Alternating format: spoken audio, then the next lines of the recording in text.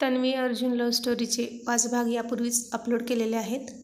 ते ऐकण्यासाठी कृपया आपल्या चॅनलला भेट द्यावी. अर्जुन मीटिंगमध्ये होता.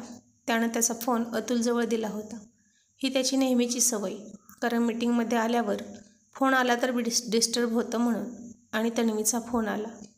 त्यानं तिचा फोन नंबर स्वीट वाईफ असा सेव्ह केला होता. आणि अतुलला हसू आलं. त्यानं फोन घेतला नाही, पण पुन्हा फोन आला. त्यानं नाईलाजानं तो उचलला आणि त्याचा आवाज ऐकून अर्जुन सर कुठे आहेत असं तिनं विचारलं. कारण आज तरी तो जेवायला येणार की नाही हे तिला विचारायचं होतं. आणि तो हो हो मी सांगतो त्यांना असं म्हणाला. आणि ती त्याचंही जेवण बनवायला लागली. मीटिंग संपली आणि अर्जुन म्हणाला, चल हॉटेलमध्ये जाऊया, मस्त खाऊ काहीतरी. नाही नको असं तो म्हणाला. का रे? नाही नको, आपण आपल्याच घरी जाऊन जेवू असं म्हणाला. का पण? तुमच्या गृहमंत्र्यांचा फोन आला होता आणि त्या विचारत होत्या की आज तरी घरी जेवणार का बाहेरच खाऊन येणार. मला तर वाटतं romantic candle light dinner plan असणार. आणि मी थोडा आगाऊपणा करून सांगितलं आहे की तुम्ही घरीच जेवणार आहात. म्हटलं तेवढाच मिया बीबीला एकमेकांना वेळ देता येईल आणि त्याचं पुण्य मला मिळेल. बरोबर केलं ना मी? असा अतुल स्वतःवर खुश होत हसत म्हणाला. तुला नुसता शहाणपणा करायला कोण सांगतं?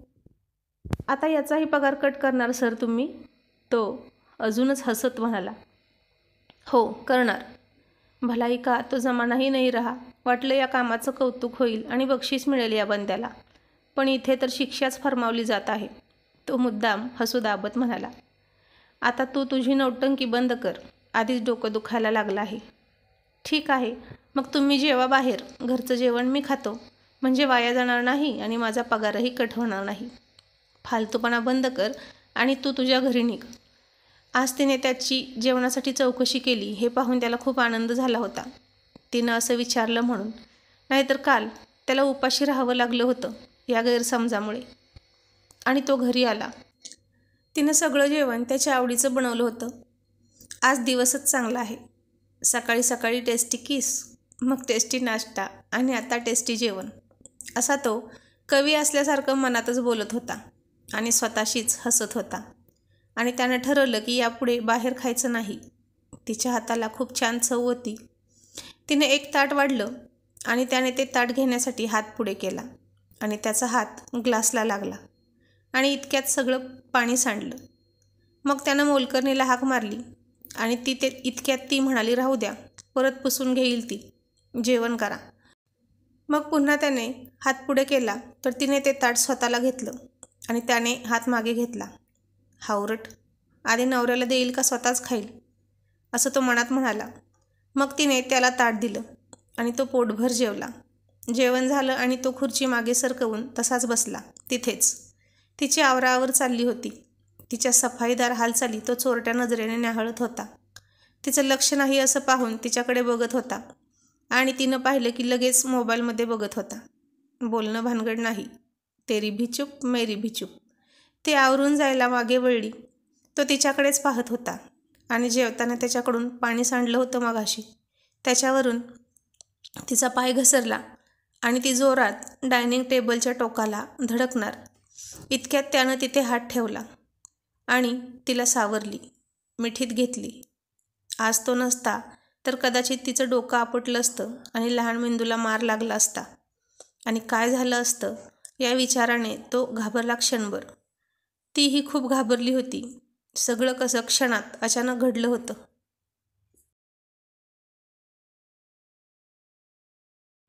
त्याची मिठीही घट्ट होती. घरात इतर नोकर होते याचं भानही त्याला नव्हतं. तिनेही डोळे मिटून घेतले होते. ही त्यांची समोरासमोर पहिलीच मिठी होती. इतका आवेग होता त्याच्या स्पर्शात.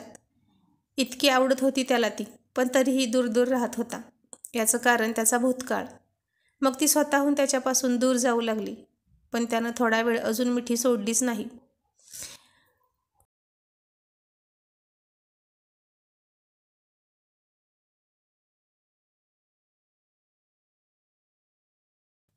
आता त्याला ती हवी हवीशी वाटत होती. मग तिने थोडा जोर लावून त्याला दूर ढकललं आणि लाजत हसत निघून गेली. सगळे नोकर बघत होते आणि गालातल्या गालात हसत होते. तो थोडा शरमला. मग बघताय काय, कामं नाहीत का? चला हे पाणी पुसून घ्या. मगाशी म्हणालो तेव्हाच का नाही पुसलं? आता मॅडमना काही झालं असतं तर केवढ्यात पडलं असतं. माझं कोणी ऐकायचं नाही असं ठरवलं आहे का? असं तो तिला ऐकायला जावं म्हणून मोठ्यानं म्हणाला आणि भलं मोठं लेक्चर देऊन बेडरूममध्ये हसत हसत गेला. आता तो बेडरूममध्ये बसला होता मोबाईल बघत. खरं तर तिचीच वाट पाहत होता तो, पण ती अजून आली नव्हती. मग त्याला तिचा मोबाईल दिसला. काय करावं, बघावा का मोबाईल? पण ती आली आणि बघितलं तर तिला आवडलं नाही तर? ती चिडली तर? असं कोणाचा चोरून मोबाईल पाहणं म्हणजे चूक आहे. पण कोणाचा कशाला? बायकोच आहे की ती माझी. तिच्याबद्दल मला सगळं माहीत असायला हवं. असं स्वतःचंच समर्थन करत त्यानं तिचा मोबाईल बघितला तर लॉक होतं त्याला आणि तो निराश झाला. काय असेल याचा पासवर्ड? तो विचार करत होता.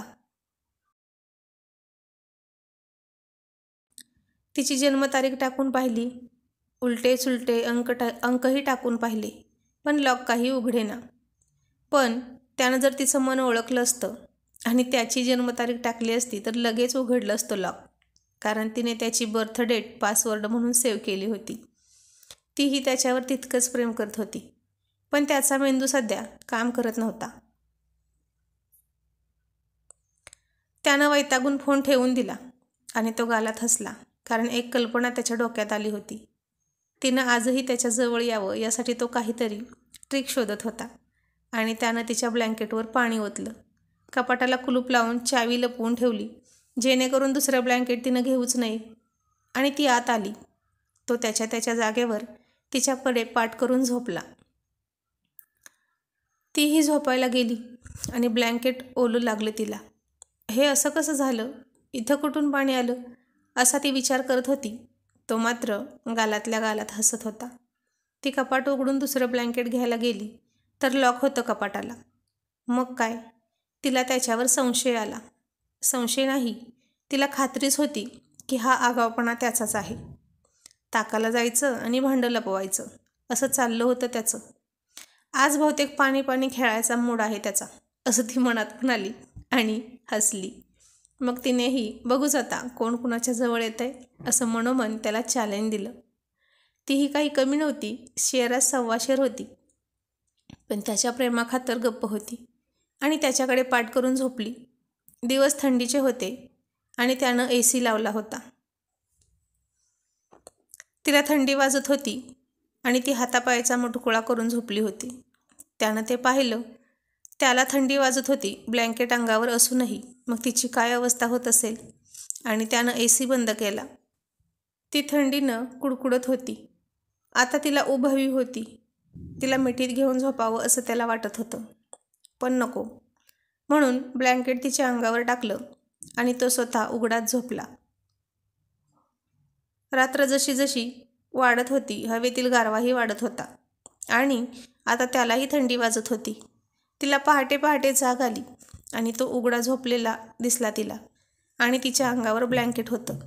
मग तिने हसून त्याच्या अंगावर अर्ध ब्लँकेट घातलं आणि विचार करत म्हणाली, आमच्या या अबोल प्रेमाच्या खेळात कोण जिंकेल माहीत नाही, पण नुकसान मात्र दोघांचंही होणार आहे.